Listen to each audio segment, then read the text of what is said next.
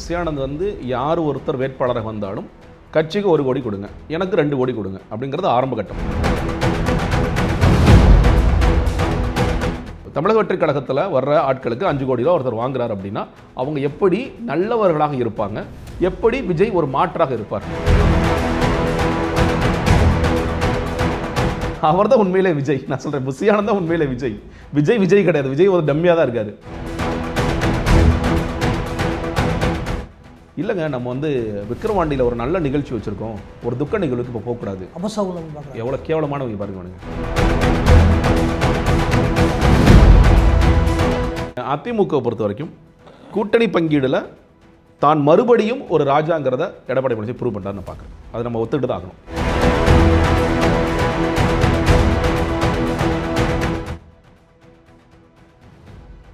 By the people நேயர்களுக்கு வணக்கம். தற்போது நம்மிடையே ஊடகவியலாளர் ஜெகதீசன் இருக்கிறார், அவரிடம் பேசலாம். வணக்கம் சார். வணக்கம் சார். தமிழகத்தில் கிட்டத்தட்ட இந்த கூட்டணி தேர்தல் வேட்பாளர்கள் அப்படின்ற ஒரு இழுபறி போய்க்கிற சூழலில் தாவேகா வந்து பாண்டிச்சேரியில் வேட்பாளர்கள் அறிவிச்சிருக்காங்க. அதுலேயும் கூட கட்சியினருக்கு வந்துட்டு அதாவது கட்சிக்காக உழைத்தவர்களுக்கு வாய்ப்பு வழங்கப்படலை. பணங்கள் 5 கோடி ரூபா பணம் கேட்குறாரு. புஷியானந்த் அவர்கள் என்கிட்ட எல்லாமே விசாரிச்சுட்டு என்னையெல்லாம் காசு கொடுக்குறவங்களும் சீட்டை கொடுத்துட்டாங்க அப்படின்ற மாதிரியான குற்றச்சாட்டுகளை பார்க்க முடிஞ்சிச்சு. தொடர்ந்து அதிகபட்சமாக தாவேகா ஒழிக புஷியானந்த் ஒழிகன்ற கோஷமெல்லாம் எழுப்பியிருக்காங்க. என்ன நடக்குது சார் பாண்டிச்சேரி பாலிடிக்ஸ்? இல்லைங்க, அதான் நம்ம இந்த குற்றச்சாட்டை நான் தமிழ்நாட்டை சொல்லியிருக்கேன் ஏற்கனவே. புஷியானந்த் வந்து யார் ஒருத்தர் வேட்பாளராக வந்தாலும் கட்சிக்கு 1 கோடி கொடுங்க, எனக்கு 2 கோடி கொடுங்க அப்படிங்கிறது ஆரம்ப கட்டம். இன்றைக்கி அந்த விலையை ஏற்றிருக்காரு, 5 கோடி வரைக்கும் போயிட்டார். ஏன்னா அவர் கொஞ்சம் எதிர்பார்த்தோட சில பேர் வந்திருக்கலாம், கொஞ்சம் பணபலம் இருக்கிறவங்க வந்திருக்கலாம். அப்போ நம்ம ஏன்னா அவர் எப்படி யோசிக்கிறாரு, கட்சி வளர்ச்சின்னு கூட சொல்லலாம்ல. கட்சி இல்லை கலச்சி சொல்லலாம் நீங்கள். ஆனால் என்னன்னு கேட்டிங்கன்னா 3 கோடி இல்லைங்க 5 கோடி கூட கொடுக்குறேன்னு ஒருத்தர் வராருன்னு வச்சுக்கோங்களேன். 2 நான் யோசிப்பேன்.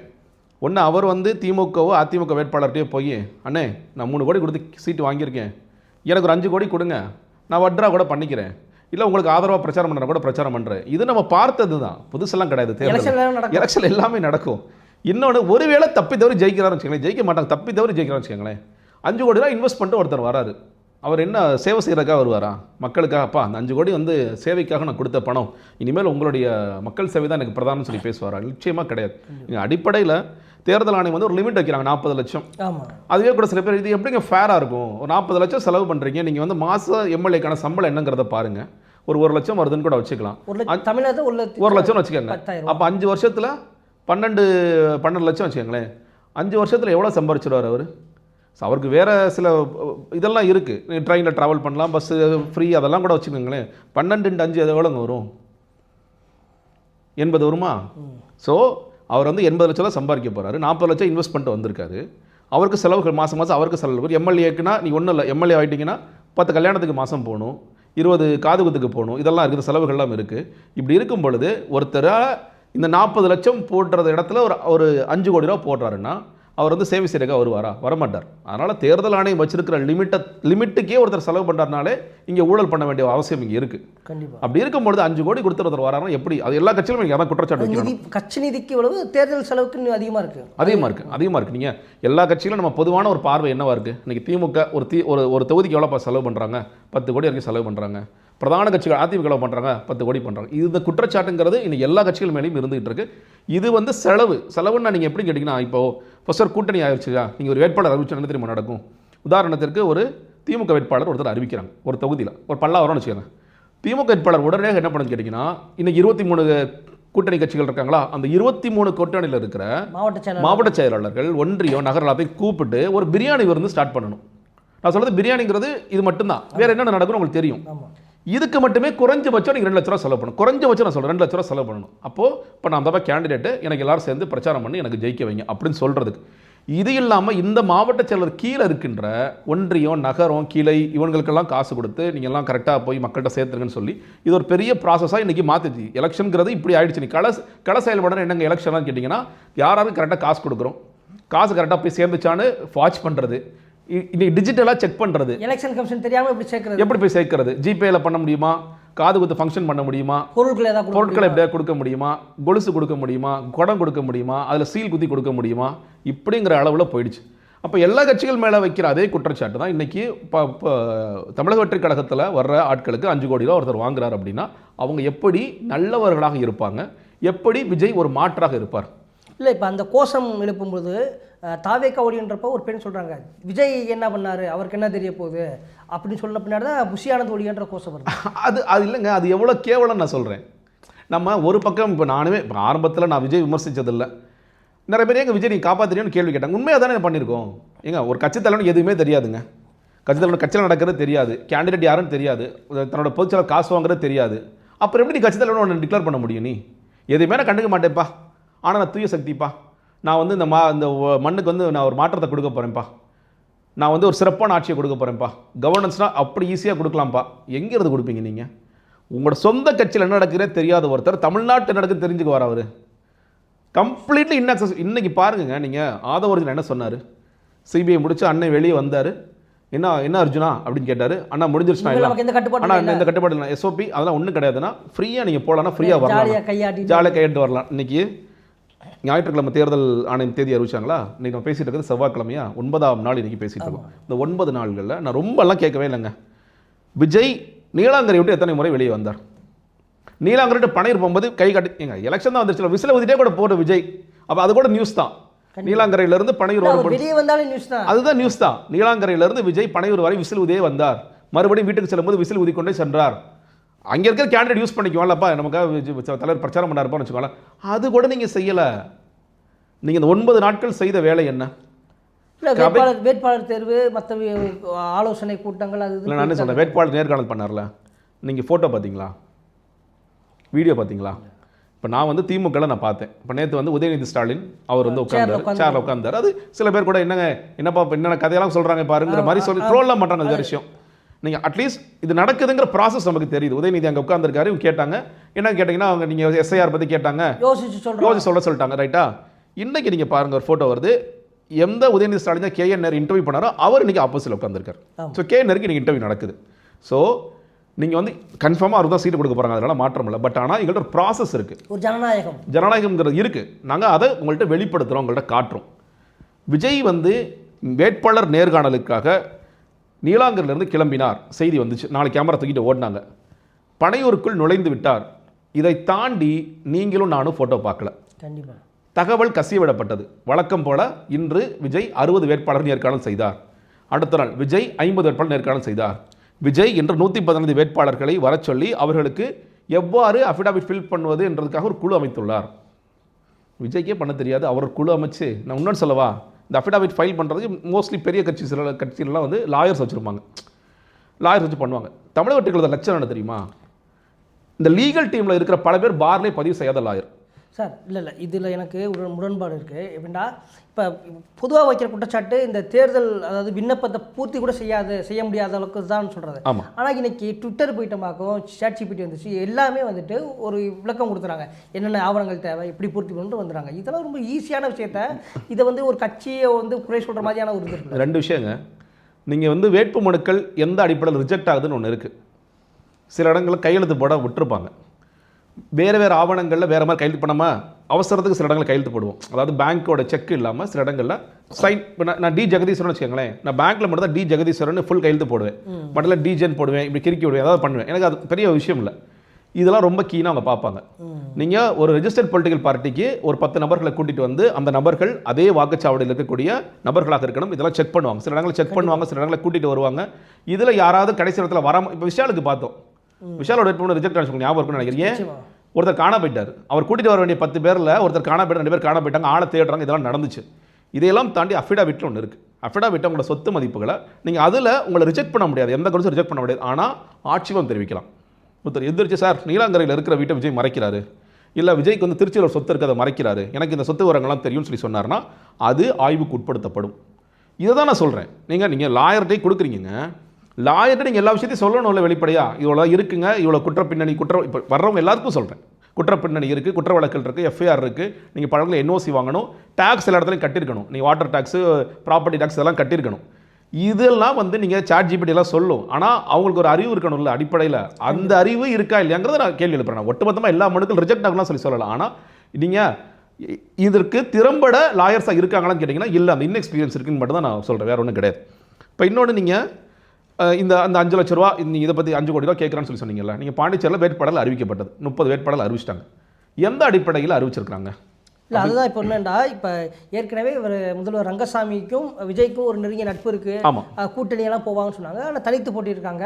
அதுலேயும் என்னென்னா கிட்டத்தட்ட பாஜக வேட்பாளர், அதாவது இதற்கு முன்னாடி பாஜகவில் இருந்த கட்சிக்காரர்களை வேட்பாளர் அறிவிச்சிருக்க குற்றச்சாட்டும் இருக்குது.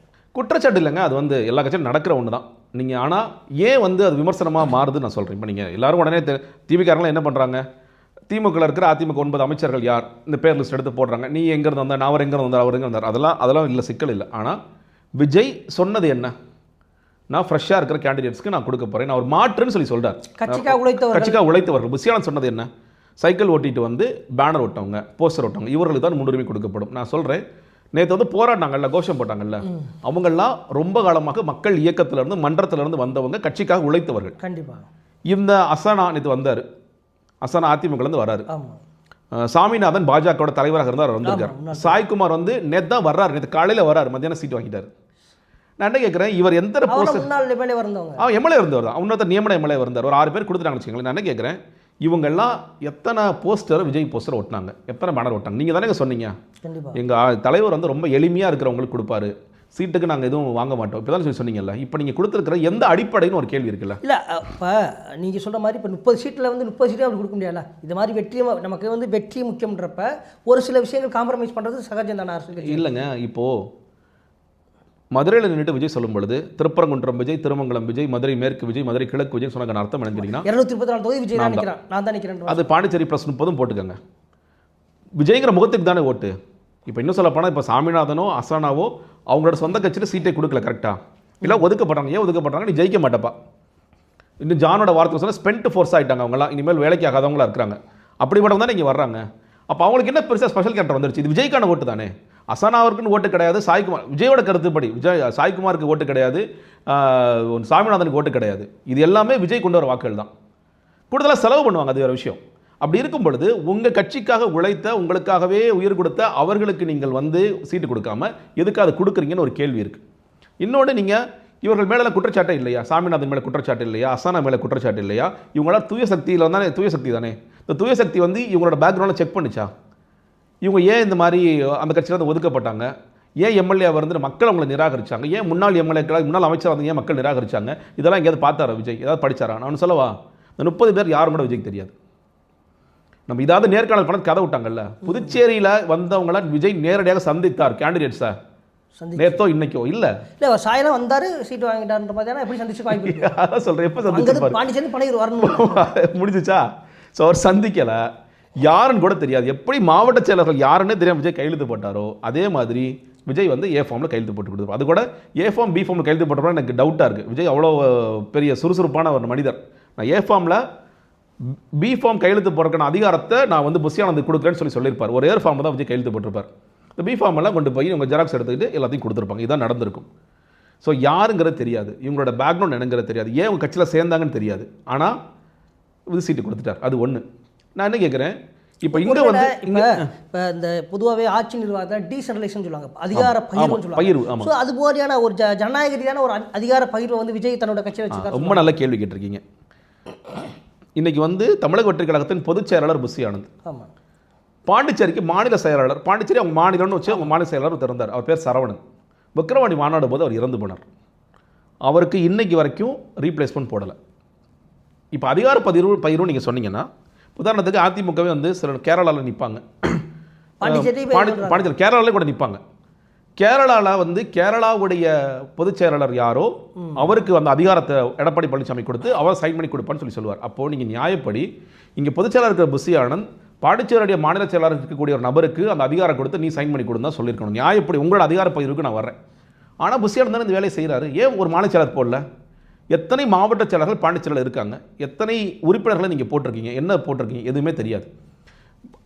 நீங்கள் புஷி ஆனந்த் பொறுத்த வரைக்கும் எல்லா அதிகாரத்தையும் நான் தான் வச்சுக்கணும், யாருக்கும் நான் கொடுக்கக்கூடாது அப்படிங்கிறது ரொம்ப தெளிவாக இருக்கார். எல்லாமே நான் தான். இந்த கட்சியில் வந்து A form B form sign பண்ணுறது நான் தான், ஆளை செலக்ட் பண்ணி கூட்டிகிட்டு வர்றது நான் தான், 30 பேரை கூட்டிகிட்டு வரது நான் தான், 115 பேர் கூட்டிகிட்டு வரது நான் தான். ஒருவேளை விஜய் சொல்ல தப்பாக புரிஞ்சுட்டாரோ, நானும் ஒரு விஜய், எல்லாரும் விஜய்ன்றதை அவரே தன்னோட விஜயாக நினச்சிட்டாரோ? அவர் தான் உண்மையிலே விஜய். நான் சொல்கிறேன், புஷியானந்த் தான் உண்மையிலே விஜய். விஜய் கிடையாது. விஜய் ஒரு டம்மியாக தான் இருக்கார். ஸோ அப்படி தான் இது போகுது. நீங்கள் வந்து இப்போது இது ப்ராப்பரான ஒரு செட்டப் இருந்துச்சு அப்படின்னா, நீங்கள் வந்து அந்த மாநில செயலாளர் அவர் சொல்லியிருப்பார், நான் கேண்டிடேட்ஸை நான் செலக்ட் பண்ணி நான் உங்கள்கிட்ட கொண்டு வந்துடுறேன், அதுக்கப்புறம் நீங்கள் நேர்காணல் பண்ணுங்கள். இன்னொன்று நீங்கள் பாருங்களேன், நேர்காணலுங்கிறங்க. இப்போ ஆர்எஸ் பாரதி காலைல பேட்டி பார்த்தேன். இதுவரை நாங்கள் 12,000 வேட்பாளர்கள் நாங்கள் நேர்காணல் நடத்தியுள்ளோம் இருக்கிற 234க்கு. ஏன்னா அவங்க தமிழ்நாடு பாண்டிச்சேரியில் சேர்த்து கூட வச்சுக்கினா பார்த்தீங்கன்னா 264ன்னு வச்சுக்கோங்க. நான் பண்ணி முடிச்சிருக்கோம். 12,000 பேர். விஜய் முதல் நாள் எத்தனை ஃபார்ம் வாங்கினாங்க? 50,000 ஃபார்மா விற்றாங்க. விற்றது 50,000 ஃபார்ம் விற்றோம் முதல் நாள். முதல் 1 மணி நேரத்துக்கு 10,000 ஃபார்ம் விற்றோம். அன்றைக்கி ஒரு நாள் 50,000 ஃபார்ம் விற்றோம். அதுக்கு அடுத்த நாள் ஆன்லைனில் ஃபில் பண்ணி கொடுங்கன்னு சொல்லி சொன்னாங்க. டிக்கெட் விற்கிறவா சொல்கிறீங்களே, விற்கதான் சார். ஏன்னா 100 காசு கொடுத்து வாங்கிட்டு போனாங்க. அது ஏன் இப்போ மற்ற கட்சியில் 25,000 15,000ன்றது வந்து வாங்குறாங்கன்னு சொல்கிறீங்க, 100 ரொம்ப கம்மியாக. நல்லா புரிஞ்சுக்கங்க, வேட்புமனு தாக்கலுக்கு இந்த கட்சியிலையும் 10,000 கட்டணும், எல்லா கட்சியிலையும் கட்டணும். மனு வாங்குறதுக்கு சொல்கிறேன். மனுவை யாரும் விற்க மாட்டாங்கங்க. நீங்கள் 10,000ங்கிறது வேட்புமனு தாக்கலுக்கு ஃபீஸு திமுக, அதிமுக, பாஜக, காங்கிரஸ், அமமுக, பாமக எல்லா கட்சியிலையும் கட்டணும். அது இருக்குது விதி. ஆனால் முதல்ல ஒரு ஃபார்ம் கொடுக்குறாங்கல்ல, விருப்பமனு. அந்த விருப்பமனு எந்த கட்சி விற்றது கிடையாது. இந்த கட்சி விற்கிது. 100 ரூபா கொடுத்து வித்துச்சு. அதனால தான் வந்து 50,000 பேர் நாங்கள் 50,000 ஃபார்ம்ஸ் நாங்கள் வித்துறோம்னு சொல்லி சொன்னாங்க. சரி, 50,000 ஃபார்ம்ஸ் வந்துச்சு. நீங்கள் அதில் 10,000 கட்டி உள்ள ஃபார்ம் கொடுத்துருப்பாங்கல்ல, எத்தனை பேர் கொடுத்தாங்க?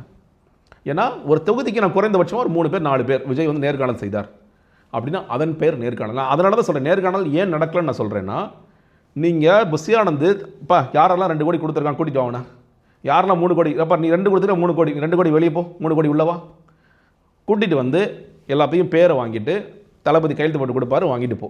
இதுதான் நடக்குது இந்த கட்சியில்.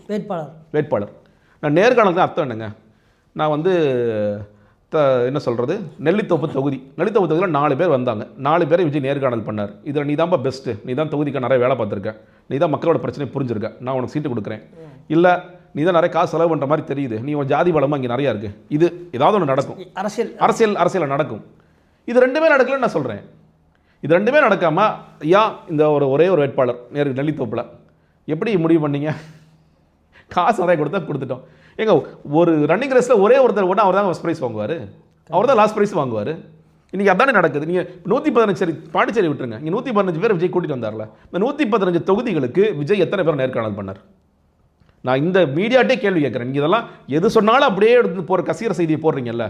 60 வேட்பாளர் விஜய் நேர்காணல் செய்து விட்டார், 60 தொகுதிகளுக்கு நேர்காணல் செய்தார். 60 தொகுதிகளுக்கு எத்தனை வேட்பாளர்கள் விஜய் நேர்காணல் செய்தார்? ஒரு தொகுதிக்கு ஒரு 5 பேர் இருந்திருப்பாங்க. கேள்வி இவங்க கேட்கணும்ல. இவங்க போய் கேட்குறாங்கல்ல, உதயநிதி ஸ்டாலின் வந்து அவர் என்ன கேட்டாங்கன்னு சொல்லி கேட்குறீங்க. அதே மாதிரி கேளுங்க, விஜய் கட்சி வெளியே வரவங்கள்ட்ட கேளுங்க, எப்போ என்னப்பா கேட்டார் நம்ம தலைவர்னு கேளுங்க. இல்லை எல்லாரையும் விஜய் தான் நேர்காணல் பண்ண அவசியம் இல்லை. இப்போ திமுகவில் வந்துட்டு 2ஆம் படத்தில் நான் அதை சொல்லலைங்க, தகவல் அவங்க தானே சொல்கிறாங்க. அவங்க தானே சொல்கிறாங்க விஜய் நேர்காணல் செய்தார். இந்த செய்தியை எழுதுவது ஊடகம், அந்த ஊடகம் தானே சொல்லணும், சோர்ஸ் உண்மையாக பொய்யான்னு சொல்லணும். அதுதான் நான் கேள்வி எழுப்புறேன். நிச்சயமாக இப்போ நீங்கள் இவர் பாண்டிச்சேரியில் வந்து மாநில செயலாளர் இருந்தவர் கூட அடுத்து நியமனம்லன்னு சொன்னீங்க. தொடர்ந்து இவர் விஜய் அவர்கள் இந்த தஞ்சாவூரில் அந்த பயணம் செய்யும்போது ஒரு ரசிகர் வந்து பின்தொடர்ந்து இருந்தார். அவர் இறந்துட்டு தான் செய்தி வருது. ஏற்கனவே இந்த கரூர் சம்பவத்தில் கூட அன்பில் மகேஷ் அவர்கள் தொடர்ந்து அங்கே போய் அந்த அழுதது இதாச்சு. ஆனால் அவர் தான் தொடர்ந்து இந்த பையன் அடிபட்டிருக்கப்போ கூட மருத்துவமனையில் பார்த்தாரு. ஆனால் தாவேகா சார்பெல்லாம் வந்து யாரும் போய் பார்த்ததா தெரியலை. குறிப்பாக விஜய் அவர்கள் வந்துட்டு ஒரு ரசிகர் அடிபட்டு ஒருத்தர் ரொம்ப கவலைக்கிடமாக இருந்தார், ஐசியூவில் இருந்தார், ஒருத்தர் காலில் ரொம்ப காயப்பட்டிருக்காரு, இதை வந்து பார்க்கக்கூடிய ஒரு சூழலில் அந்த மாதிரியான குற்றச்சாட்டு இருக்குது. இன்றைக்கி அவர் இறந்தும் போயிருக்காரு. இது எப்படி பார்க்குறீங்க நீங்கள்? விஜய் அதை ஓன் பண்ண மாட்டாருங்க. விஜய் வந்து தன்னுடைய கூட்டத்திற்கு வந்து யாருக்கேனும் இந்த மாதிரி ஏற்பட்டிருந்தால் அதை வந்து விஜய் அதை கண்டுக்காமல் விட்டுருவார். விக்கிரவாண்டியிலேருந்து சொல்கிறேன். விக்கிரவாண்டி நிகழ்வு நான் சொல்கிறேன் இல்லையா, விக்கிரவாண்டியின் போது தான் மாநில செயலாளர் சரவணன் வந்து இறந்து போனார். 2 நாளைக்கு முன்னாடி இறந்து போனார். விக்கிரவாண்டி மாநாடு ஆரம்பிக்கிறதுக்கு முன்னாடி நான் அந்த மாநாட்டில் இருந்து அந்த இதில் சொல்கிறேன். ட்ரெயினில் வந்துட்டு இருந்தாங்க பசங்க, லைட்டை பார்த்தோன்னா குஷியில் 2 பேர் கூச்சி இறந்து போனானுங்க. திருச்சியில் இந்த கட்சியோடைய மக்கள் இயக்கத்தில் இளைஞரணியாக இருந்த 2 பேர் ஆப்போசிட் ராங் சைட் டைரக்ஷனில் வந்தாருங்க, சும்மா எடுத்துகிட்டு 2 பேருமே இறந்து போனாங்க. மாநாட்டோடைய வாசல் அங்கே ஒரு ஆக்சிடென்ட் ஆச்சு, அங்கே இறந்து போனாங்க. சென்னையிலேருந்து ஒரு பையன் கிளம்புனான், தேனாம்பேட்டையிலேருந்து, அந்த பையன் இறந்து போனான். இது எல்லாமே மாநாட்டுக்கு ஏறுறதுக்கு முன்னாடி விஜய்க்கு தெரியும். விஜய் நான் குறைந்தபட்சம் எதிர்பார்த்தது, விஜய் எதிர்பார்த்தது ஒரு இரங்கல். ஆனால் விஜய் செய்யவே இல்லை. இன்னும் சொல்ல போனால் பாண்டிச்சேரி நான் கேட்டேன், இப்போ பாண்டிச்சேரி மாநில செயலர் இறந்து போயிருக்காரு, எங்கள் விஜய் போகலையா அப்படின்னு கேட்டால் இல்லைங்க, நம்ம வந்து விக்கிரவாண்டியில் ஒரு நல்ல நிகழ்ச்சி வச்சுருக்கோம், ஒரு துக்க நிகழ்வுக்கு இப்போ போகக்கூடாது. அபசகுனம் பார்க்குறாங்க. எவ்வளோ கேவலமானவங்க பாருங்க அவனுங்க. இது சொன்னது யார்? ஒரு ஜான் தான். எவ்வளோ கேவலமான ஆட்கள் பாருங்க இவங்க. ஒரு மனித உயிர் போயிருக்கு, அந்த மனித உயிருக்கு மதிப்பே இல்லை. பெரியாரையெல்லாம் அவருக்கு முன்னுதாரணம் காட்டுறாங்க. ஏங்க இவங்க கொள்கை விளக்கு பொதுக்கூட்டத்துக்கு மழை வரக்கூடாதுன்னு உட்காந்து சாமி வேண்டிகிட்டு இருக்காங்க, பூஜை போடுறானுங்க. இவனுங்களுக்கு பெரியாருக்கு என்ன சம்பந்தம்? விஜய் வர்ற ஒவ்வொரு நிகழ்வுக்கும் 10:59 விஜய் வருவார், 11:59 விஜய் வருவார், இன்று 19 பேர் செலக்ட் பண்ணுவார். எல்லாமே ஜோசியம். விஜய் டயத்துக்கு எந்த டயத்துக்கு வரணும் நீ பாருங்கள், லிஸ்ட் எடுத்து பாருங்கள். மாவட்ட எல்லாமே 19. நான் என்னன்னு கேட்டேன், அது 1+9 வந்து 1 செவ்வாய்ங்க. செவ்வாய் தான் வந்து அரசியலுக்கு இதெல்லாம் கதை சொல்கிறேன். என்னடா நீங்கள் கட்சி நடத்துறீங்க நீங்கள்? ஸோ விக்கிரவாண்டி மாநாட்டில் இறந்து போனது விஜய் அப்போ இரங்கல் தெரிவிக்கல. விக்கிரவாண்டி மாநாடு பற்றி நிறைய டிஸ்கஷன் போயிட்டுருக்கு. ஒரு நாள் ஆகுது, 2 நாள் ஆகுது. 2வது நாள் சில பேர் கேள்வி எழுப்புறாங்க, ஏங்க அவர் மாநாட்டுக்கு வந்து இறந்து போனவங்க அவங்களுக்கு இன்னும் விஜய் இரங்கல் கூட தெரிவிக்கலையேன்னு சொன்ன உடனே 2வது நாள் நைட்டு 10 மணிக்கு விஜய் ட்வீட் போட்டார், நான் தாங்கொன்னா துயரத்தில் இருக்கிறேன். எல்லாரும் அடித்த பிறகு நான் தாங்கொன்னா துயரத்தில் இருக்கிறேன். இதுதான் விஜய். கரூர் ஸ்டாம்பீட் நடந்துச்சு இல்லையா? கரூர் ஸ்டாம்பீட் முடித்த உடனே ஃபஸ்ட்டு ஒரு ட்வீட் வந்திருக்கும். அந்த ட்வீட்டை நீங்கள் படித்து பார்த்தீங்கன்னு வச்சுங்களேன், இது எங்கேயோ சவுத் ஆஃப்ரிக்காவில் நடந்த மாதிரி ஒரு அது மாதிரி தான் எழுதியிருப்பார். தமிழ்நாட்டில் நடக்காத மாதிரி, தமிழக வெற்றி கழகம் ஈடே படாத மாதிரி ஒரு நிகழ்வு நடந்தது, இந்த மாதிரி ஒரு சம்பவம் ஒன்று நடந்திருக்கு, அதற்கான ஆழ்ந்த இரங்கலை தெரிவித்துக் கொள்கிறேன்னு எழுதியிருப்பார். பிளைனாக ஒன்று எழுதியிருப்பார். அதற்கு பிறகு தான் டீட்டெயிலான ஒரு ட்வீட் அப்புறம் வந்துச்சு. எல்லாரும் என்னையா நீங்கள் ட்வீட் இப்படி எழுதுறீங்க? அதுக்கப்புறம் போட்ட வீடியோ மோசமான வீடியோ. சரி, கோயம்புத்தூரில் சூரஜ்னு ஒருத்தர் இறந்து போனார், உங்களோட கூட்டத்தில் வந்தவர். இது இன்னைக்கு வரைக்கும் இரங்கல் தெரிவிக்கல, அதை ஓன் பண்ணலை. எந்த அளவுக்கு மோசமாக பண்ணாங்க உண்மையிலேயே. நான் வந்து சில நேரங்களில் திமுக அதிமுக கூட ஏன் அவங்க மோசமான ஆட்கள் நான் சொல்கிறேன்னா, இந்த கட்சியோட அருண்ராஜ் என்ன சொன்னார்னா, இவர் எங்கள் நிர்வாகி இல்லை, சீட்டார் நிர்மல்குமார், இவருக்கு ஏற்கனவே நெஞ்சு வலி இருந்துச்சு. இதெல்லாம் திமுக பேட்டர்ன். இவங்க சொல்கிறாங்களா திமுக மோசம், திமுக மோசம். சில நேரங்களில் சொல்லுவாங்க இது வந்து மர்ம காய்ச்சல் இருந்து பண்ண டெங்குன்னு ஒத்துக்க மாட்டாங்க அதிமுக காய்ச்சல். இதெல்லாம் நடந்திருக்கோம், பார்த்துருக்கோம். அப்போ அதே மாதிரி இந்த பேட்டர்னையே நீ மறுபடியும் செய்கிற அப்படின்னா நீ எந்த விதத்தில் யோகியமானவன்னு நான் கேட்குறேன். நீ என்ன பண்ணியிருக்கணும்? ஆமாங்க அவர் வந்துட்டார், இறந்து போயிருக்காரு, அதுக்கு நான் இரங்கலை தெரிவிச்சுக்கிறேன், எங்களால் என்ன உதவி முடியுமோ அதை செய்யணும்னு ஓன் பண்ணினா நீ தலைவன். அதை டிஸ்ஓன் பண்ணுற மாதிரி அவன் எப்படி உள்ளே வந்தான்னு எனக்கு தெரியாது. ஏன் உள்ளே வந்தானா புசியான டிக்கெட் வித்தாயா உள்ளே வந்தா, அதான் உண்மை. எல்லாத்தையும் டிக்கெட் விற்கிறீங்க நீங்கள். அவன் உள்ளே வந்தது பிறகு அவர் எப்படி அவர் ஃபோட்டோக்கு வருது, புசியான இங்கே நிற்கிறாரு, இவங்க முன்னாடி செல்ஃபி எடுத்துகிட்டு இருக்காங்க அந்த பையன், சூரஜ்னு இறந்து போன பையன். இப்போ இதை பண்ணலை. சரி, தஞ்சாவூரில் விஜய்க்கு தெரியும், ஏன்னா அவரை பார்த்தாரு. அதற்கு பிறகு அது செய்தியாக மாறியது. எந்த அளவுக்கு செய்தியாக மாறியதுன்னா, அந்த அப்பா பேட்டி கொடுக்குறாரு, 48 மணி நேரம் டைம் சொல்லிட்டாங்க, பயமாக இருக்குன்னு சொல்கிறாரு. அதற்கு பிறகு அன்பில் மகேஷ் பொய்யாமொழி போய் பார்க்கின்ற நான் செலவுகளை அவங்க ஏற்றுக்கிறாங்க இந்த மாதிரி செய்தி வருது. ஃபோட்டோவை நம்ம பார்க்குறோம் ப்ரூஃபுக்கு. அதற்கு பிறகு தஞ்சாவூர் சரவணன் அந்த மாவட்ட செயலர் ஒரு ட்வீட் போட்டார், நாங்கள் உதவி செஞ்சுட்டு இருக்கோம். நீங்கள் உதவி செய்கிறீங்கல்ல, நீங்கள் தான் எல்லாத்தையும் ரீல்ஸ் போடுற ஆள் தானே, நீ உண்மையிலே உதவி செய்கிறவனா இருந்தால் ஹாஸ்பிட்டல் என்ட்ரார் வந்து ரீல்ஸ் ஆரம்பிச்சிருப்ப. நீ உனக்கு துக்கம் அதெல்லாம் எதுவுமே கிடையாது, நீ எல்லாத்தையும் ரீல்ஸ் போடுற ஆள். நீ அப்போ ஏன் ஒரு ஃபோட்டோ கூட ஒரு நாள் போட முடியல? அந்த பையனோட அன்பில் மகேஷ் பொய்யாமொழி போட்டார்ல, அதே மாதிரி நாங்கள் போய் இன்றைக்கி போய் பேசிட்டு வந்திருக்கோம், என்ன செலவு வந்தாலும் நான் ஏற்றுக்கிறோன்னு சொல்லிட்டோம். ஏன் செய்யலாம்? சரி, இன்னைக்கு இப்போ இறந்து போயிட்டார்ல அந்த பையனுக்கு போய் இன்னைக்கு நின்றுக்கணும். நான் சொல்கிறேன், விஜயே போய் நிற்கணுங்க. கண்டிப்பாக புசியானது போயிருக்கணும், சரவணன் போயிருக்கணும், இவங்கெல்லாம் போய் ஐயா எங்களால் ஊர் போயிருச்சுங்க ஐயா, நாங்கள் காரணம், நான் போய் சொல்கிறேன் நான் காரணம் இல்லை, பட் எங்களுக்கும் அதில் ஒரு பங்கு இருக்குது. எங்களை தேடி வந்து பையன் இறந்து போயிருக்கான், அது எங்களுக்கு மனசு வருத்தமாக இருக்குது. எங்களால் முடிஞ்ச உதவி நாங்கள் செய்கிறோம், உங்கள் குடும்பத்துக்காக நிற்கிறோம். ஏங்க கரூரில் ஆதவர் என்ன சொன்னார், 41 குடும்பம் எங்களுடைய குடும்பம் சொல்லி சொன்னாருங்க. மரியவல் சார் என்ன சொன்னார், நாங்கள் அவங்களோட கல்வி செலவு, மருத்துவ செலவு, எல்லா குடும்பத்தையும் நாங்கள் தத்தெடுத்துட்டோம், மாதம் 5000 கொடுக்குறாங்க, இன்றைக்கு வரைக்கும் ஒரு பைசா கொடுக்கல. இன்னொன்று சொல்லவா, இறந்து போனவர்களுக்கு பணம் கொடுத்தாங்கல்ல, காயம்பட்டவர்களுக்குன்னு ஒரு பணம் அறிவிச்சாங்க தெரியுமா, 2 லட்சம் அறிவிச்சாங்கல்ல, அந்த பணம் யாருக்காவது கொடுத்துருக்காங்க தெரியுமா? இல்லை, அவங்களாம் பணம் வரல, ஒன்றும் பணம் எங்கே கொடுக்கல. சரி, எல்லாம் அதுதான் கொடுப்பாங்க, கூட்டம் தானே கொடுப்பாங்க. அதான் சொல்கிறேன், நம்மளே அந்த மைண்ட் செட்டுக்கு வந்துட்டோம். அவங்களுக்கு இன்னைக்கு வரைக்கும் பணம் கொடுக்கலங்க. எவ்வளோ அயோக்கியமான கட்சி பாருங்க, இது எவ்வளோ அயோக்கியமான கட்சி பாருங்க. ஒருத்தருக்கும் அந்த பணம் கொடுக்கல, இந்த பையனுக்கு ஓன் பண்ணுறக்கூடிய இன்னைக்கு இப்போ விஜய் அட்லீஸ்ட் குறைந்த விஷயம் என்ன பண்ணியிருக்கணும்? இந்த மாதிரி நான் இப்படியே கூட சொல்லுங்கள், நான் எப்பயுமே சொல்கிறது தான், யாரையும் பின்தொடர்ந்து வராதிங்கன்னு சொல்கிறேன். இது எலெக்ஷன் டைம், நான் திரும்ப வரும்போது கூட இது நடக்கும், இது நடக்காமல் பார்த்துக்கணும், அது எல்லாம் நம்மளோட கையில் இருக்குது, தயவுசெய்து பின்தொடராதிங்க. இந்த பையனுக்கு நான் ஆறுதல் இரங்கலை தெரிவிச்சுக்கிறேன், எங்களால் என்ன சப்போர்ட் பண்ண முடியும் பண்ணணும் அப்படிங்கிறது போட்டார்னா உண்மையிலே விஜய் வந்து தலைவனாக இருப்பார். விஜய் சொல்லிட்டு அந்த அங்கே இருக்கக்கூடிய மாவட்ட செயலாளர்களே பண்ணுவாங்க, விஜயோட வார்த்தைக்கு தானே. இவங்க வந்து சொன்ன கதைகள்லாம் கேட்டிங்கன்னா, மக்கள் இயக்கமாக நாங்கள் அது பண்ணியிருக்கோம், இது பண்ணியிருக்கோம், சாப்பாடு போடுறோம், மருத்துவ செலவு பண்ணியிருக்கோம், 10 லட்சம் கொடுத்துருக்கோம், 20 லட்சம் கொடுத்துருக்கோம். நீ விஜய் சொல்ல மக்கள் இயக்கமாக போய் கொடுக்க வேண்டியதான், யார் உங்களை தடுக்கிறா? என்னென்னமோ உதவி பண்ணிருக்கோம் கதையெல்லாம் சொல்லிட்டு இருந்தாங்க. கண்டிப்பாக அது செய்ய வேண்டியதானே. ஏன் ஓன் பண்ணுறதுக்கு விஜய் இவ்வளோ தயங்குறார்? நான் சொல்ல மறுபடியும் விஜய் இது காரணமே, நான் சொல்ல விஜய் காரணமே இல்லை, நான் கரூர் மாதிரிலாம் சொல்கிறேன், விஜய் காரணமே இல்லை, அந்த பையனோட தவறுன்னு கூட வச்சுக்கோங்க. ஆனால் நமக்கு ஒரு குறைந்தபட்ச மனிதாபிமானம் ஒன்று இருக்குல்ல, உன்னை பார்க்கறதா வந்திருக்காரு அவர். அந்த மனிதாபிமானத்தின் அடிப்படையில் அந்த குடும்பத்துக்கு ஏதாவது செய்யணும், குறைந்தபட்சம் இரங்கல் தெரிவிக்கணும். அந்த மனிதாபிமானம் கூட அற்றவர் தான் விஜய். அதனால தான் நான் சொல்கிறேன், நீ தொடர்ச்சியாக எது நடந்தாலும் நான் கண்டுக்காமல் பேசாமல் இருப்பேன். இன்னொன்று சொல்லவா, சூரஜ் இறந்து போன அதே தினம் இதை திசை மாற்றுவதற்கு விஜய் ஒரு வேலை பார்க்குறாரு. ஒரு ஹாஸ்பிட்டலில் ஒரு குழந்தை காணப்போகுது, அதுக்கு ஒரு ட்வீட் போடுறார், குழந்தை ஒன்று காணாமல் போய்விட்டது, உடனடியாக ஸ்டாலின் இதற்கு பொறுப்பேற்க வேண்டும் சொல்கிறார். 3 மணி நேரத்தில் அந்த குழந்தை கிடச்சிருச்சு. 3 மணி நேரத்தில். அந்த கதை என்னன்னு கேட்டிங்கன்னா, திருடிட்டு போன அம்மாவுக்கு குழந்தை இல்லை, அதோட ஆதங்கத்தின் இதாக அது அதெல்லாம் கடத்தல் கும்பல்லாம் கிடையாது. அதனால சொல்கிறேன், அது செஞ்ச தவறு தான், கடத்தல் கும்பல் கிடையாது. அவங்க தூக்கிட்டு போயிட்டாங்க, ஒரு ஆதங்கத்தில் தூக்கிட்டு போயிட்டேன். நான் திரும்ப அப்புறம் போலீஸ் பிடிச்சோன்னே கொடுத்துட்டாங்க, அது முடிஞ்சிருச்சு. அன்னைக்கு இந்த விஜய் இந்த வேலையை பார்த்தார். உன்னுடைய கூட்டத்திற்கு வந்து ஒருத்தர் செத்து போயிருக்கான், அவனை நீ ஓன் கூட பண்ண மாட்டேங்கிறான், ஆனால் நீ வந்து இங்கே திமுக கடிச்சிட்டு இருக்க. சரி கடிச்சு இல்லை, 3 மணி நேரத்தில் குழந்தை கடிச்சதில்லை, திரும்ப போட வேண்டியதானே, குழந்தை கிடச்சிருச்சுன்னு அதையும் போடல நீ. இதுதான் இந்த கூட்டங்கிறது. அதான் சொல்கிறேன், இந்த கூட்டம் என்பது ஒரு அயோக்கியத்தனமான கூட்டம். கண்டிப்பாக சார். இப்போ தமிழகத்தில் வந்துட்டு திமுக அதிமுக எல்லாமே இந்த தொகுதி பங்கீடு கிட்டத்தட்ட பிரச்சனையில் போய்கிட்டு இருக்கு. இப்போ அதிமுக வந்து கிட்டத்தட்ட தொகுதி பங்கீட சுமூகமாக முடிச்சிட்டாங்க.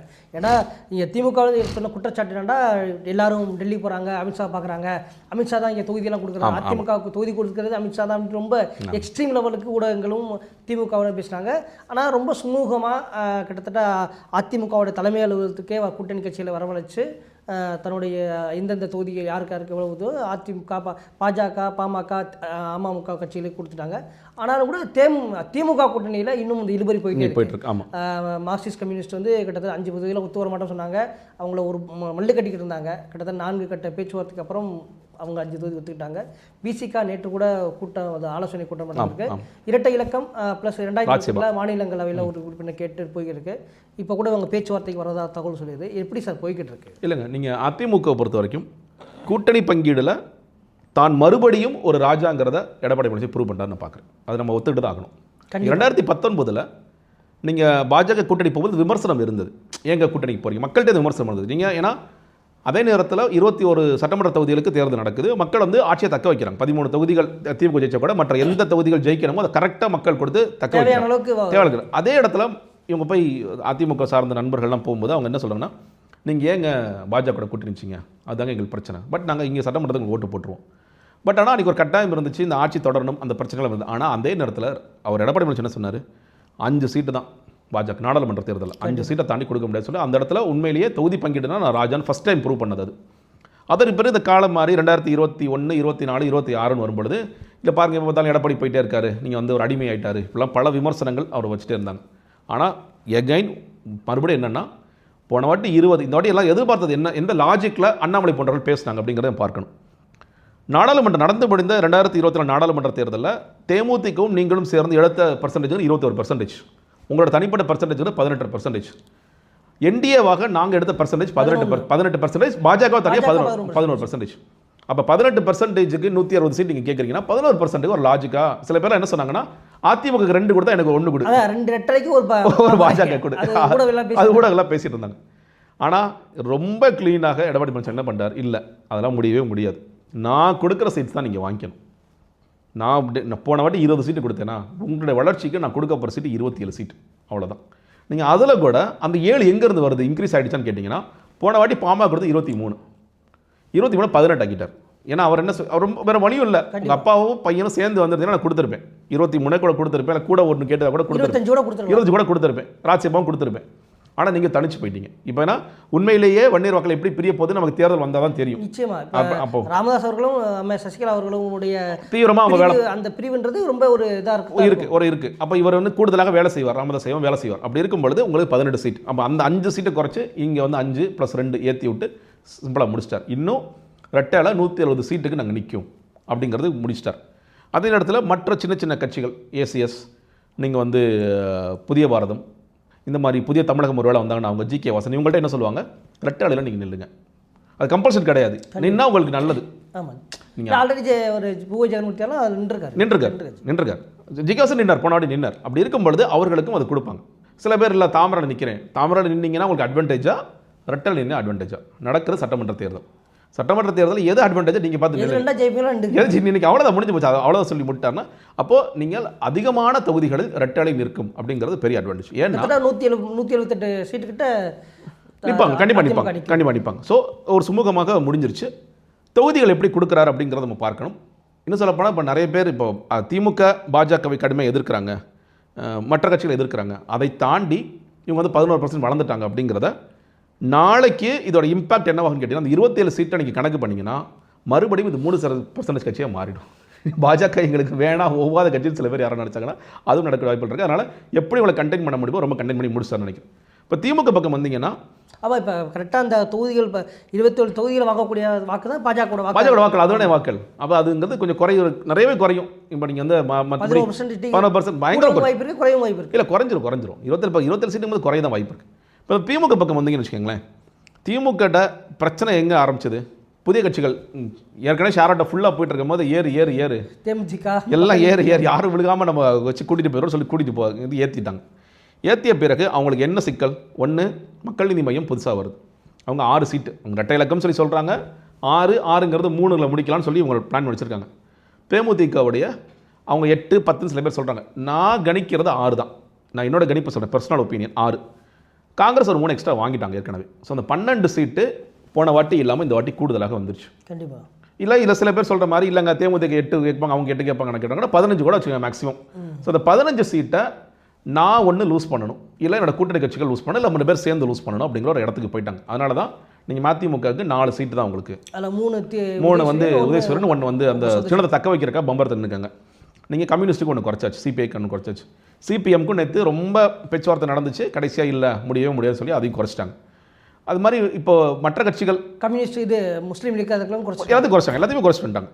இப்போ திருமாவளவன் அவர்களுக்கு ஒரு பொதுவான குரல்ங்கிறது நீங்கள் வந்து திமுகவில் இருக்கிற சில பேர் திமுகவுக்கு ஒரு அழுத்தம் கொடுக்கப்படுகிறது. பட் ஆனால் இப்போ நிறைய பேரோட குரல் என்னன்னு கேட்டிங்கன்னா திருமாவளவன் அவர்களுக்கு அதிகமான சீட்ஸ் கொடுக்குறது தப்பு இல்லை, ஒரு 7 சீட்டு கொடுக்குறது 8 சீட்டு கொடுக்குறது தப்பு இல்லைன்ட்டு ஒரு பொதுவான வாய்ஸ் ஒன்று வந்துகிட்டு இருக்கு. திமுகலேருந்து வருது, வெளியேருந்து வருது, விசிகாவை தாண்டி அது வருது. அப்போ அதை வந்து முதலமைச்சர் அதை சீரியஸாக எடுத்துக்கிறாரா இல்லையாங்கிறத நீ கேள்வியாக இருக்கிறது. எடுக்கணுங்கிறது பார்வை. ஏன்னா நீங்கள் சீனியர் ராமதாஸ் வந்து இந்த கூட்டணிக்குள்ள வரக்கு எவ்வளோ முயற்சி பண்ணார், ஏன் வரல? ஒரே ஒரு காரணம் தான், திருமாவளவன் அவர்கள் வெளியே போயிடுவார். அவர் எந்த ரூபத்தில் பாமக வந்தாலும் நாங்கள் அந்த கூட்டத்தில் தொடர முடியாது, தேவைப்பட தேர்தலில் புறக்கணிப்பேன்டார் அவர். கண்டிப்பாக அதற்கு பிறகு நீங்கள் செய்ய முடியாது. இன்றைக்கி வட மாவட்டங்களில் இயல்பான வன்னியர் வாக்கள் என்னை பொறுத்த வரைக்கும் அதிகமாக எடப்பாடி பழனிசாமி தான் இருக்குது, அதிமுக தான் இருக்குது.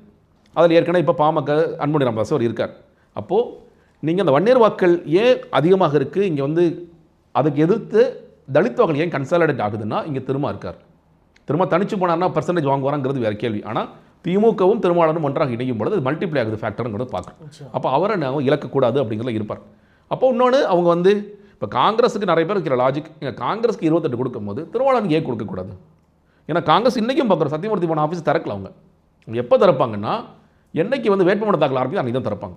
இல்லை 28 சீட்டு யாருக்கு பிரித்து கொடுக்கலாம், எந்த வாரிசோட பையனுக்கு கொடுக்கலாம், எந்த வாரிசோட மருமனு கொடுக்கலாம், எந்த வாரிசோட மருமகளுக்கு கொடுக்கலாம், இப்படி பேச்சுவார்த்தை நடத்தும் போது அந்த ஆஃபீஸே திறப்பாங்க, திறக்க மாட்டாங்க.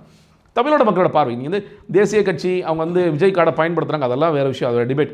பட் ஆனால் 28 சீட் அவங்களுக்கு கொடுக்கும்போது திருமாவளவன் அவர்களுக்கு ஒரு 8 சீட்டு கொடுக்குறதுல என்ன பிரச்சனை அப்படிங்கிறது ஒரு பொதுவான குரலாக இருக்கின்றது. ரொம்ப நியாயமான குரல் தான். அந்த குரலுக்கு இவங்க கொஞ்சமாவது காது கொடுத்து கேட்பாங்க நான் பார்க்குறேன். இரட்டை இலக்கம்ன்றது தானே இருக்குது. இல்லைங்க, அதற்கு வாய்ப்பு கிடையாது கண்டிப்பாக. அதாவது 15 லட்சம் 12 நிச்சயம்ன்ற இல்லை, அதுக்கு எனக்கு 10 வாய்ப்பு இல்லை, கண்டிப்பாக கொடுக்க மாட்டாங்க. ஏன்னா இன்றைக்கி அவங்க என்ன சொல்லுவாங்க, 6 வாங்கின கம்யூனிஸ்ட்டுக்கு 5 ஆக்கிட்டோம், 6 வாங்கின மதிமுகவுக்கு 4 ஆக்கியிருக்கோம். அப்போது நாங்கள் புதுசான கட்சிகள் வந்து சேர்ந்த காரணத்தினால் வேறு வழி இல்லாமல் நாங்கள் குறைக்கிறோம். இப்போ கடைசியாக பேச்சுவார்த்தை இப்போ முதலமைச்சரே பண்ணுறார்.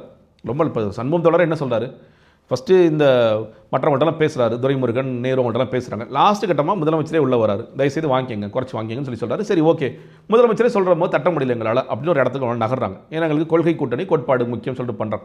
அதே மாதிரி திருமாவளவன் அவர்கள்ட்டையும் கடைசி கட்ட பேச்சுவார்த்தையாக முதலமைச்சரே உட்காரலாம். அப்படி இருக்கும் பொழுது இரட்டை இலக்கம்ங்கிறது போகாது. பட் ஸ்டில் வந்து 7 அல்லது 8ங்கிறது வரக்கான வாய்ப்புகள் இருக்குன்னு நான் பார்க்குறேன். அதான் நியாயம். மாநிலங்களவை உறுப்பினர் அதாவது 2028 ஒரு மாநிலங்களவை உறுப்பினரோட அது தெரியலங்க, அது கொடுப்பாங்களாங்கிறது தெரியல. இவங்க இதுக்கு காம்ப்ரமைஸ் பண்ணால் இதுக்கு கொடுக்கலாம் தப்பு இல்லை, நிச்சயமாக அது ஒன்றும் தப்பு இல்லை. ஏன்னா அவங்க வந்து ஒட்டுமொத்தமாக கொள்கை ரீதியாக எல்லாம் ஒரே மாதிரி தான் இருக்கிறாங்க, பெரிய முரண்பாடுகள்லாம் கிடையாது. இப்போ சொல்லப்போனால் சுதீஷ் பாய் என்ன பேச போகிறாரு, எந்த பக்கம் நிற்க போகிறாருங்கிறது ஒரு கேள்வியாக தான் இருக்குது. பட் ஆனால் இவங்க ஒரே பக்கம் தான் நிற்க போகிறாங்க அப்படிங்கும்போது அவர்கள் கொடுப்பது உறுதியாக இருப்பாங்க. ஆமாம், அதில் ஒன்று அவங்க ரொம்ப தவறுகளை தான் பார்க்கின்றேன். அப்படி இருக்கும்பொழுது இந்த சிக்கல்கள் போய்கிட்டு இருக்குது.